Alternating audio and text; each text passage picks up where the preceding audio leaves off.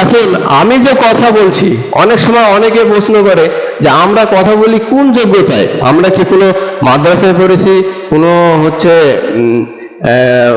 শিক্ষা প্রতিষ্ঠান থেকে পড়াশোনা করে আসি, বা কোনো আলেমের কাছে কাছে থেকে কি আমরা পড়াশোনা করে এসেছি? এ ধরনের কথা আমাদেরকে বলা হয়। তাহলে আমরা কি মানুষের কথা শুনবো, নাকি হাদিস এবং কোরআন থেকে জানার চেষ্টা করব যে আসলে সঠিকটা কোনটা? তাহলে আসুন সঠিকটা জানার চেষ্টা করি। রাসূল সাল্লাল্লাহু আলাইহি সাল্লাম বলছেন, সহিহ বুখারী 3461 নম্বর হাদিস, ওইখানে বলতেছেন, যদি তোমরা একটা হাদিস জানো তা আমার পক্ষ হতে প্রচার করো।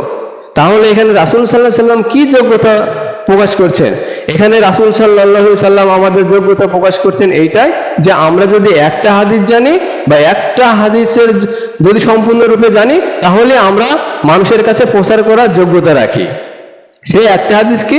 এখন মনে করেন কোন এক ব্যক্তি হচ্ছে মসজিদে ঢোকার সময় বাম পা আগে দিয়ে ঢুকলো, আপনি কি করবেন? আপনি তাকে অবশ্যই বলবেন, এই শোনো, রাসূল সাল্লাল্লাহু আলাইহি সাল্লামের সুন্নত হচ্ছে ডান পা দিয়ে মসজিদে ঢোকা, তুমি বাম পা দিয়ে ঢুকতেছো মানে?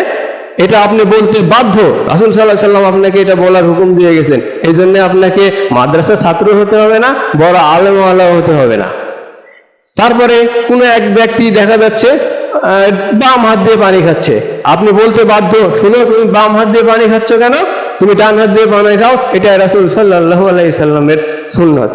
এই হচ্ছে বিষয়, এগুলোই হচ্ছে আপনার যোগ্যতা। আপনি যদি একটা হাদিস জানেন, তাহলে আপনি মহান আল্লাহর নামে রাসূল সাল্লাল্লাহু আলাইহি সাল্লামের আদেশ আপনি বাস্তবায়ন করতে পারবেন।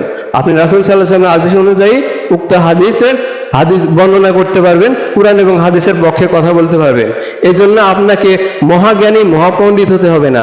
আসলে পৃথিবীর সমস্ত জ্ঞান অর্জন করার ক্ষমতা কোনো ব্যক্তির নাই। সবাই কিছু না কিছু ভাবে দুর্বল থাকে, সবাই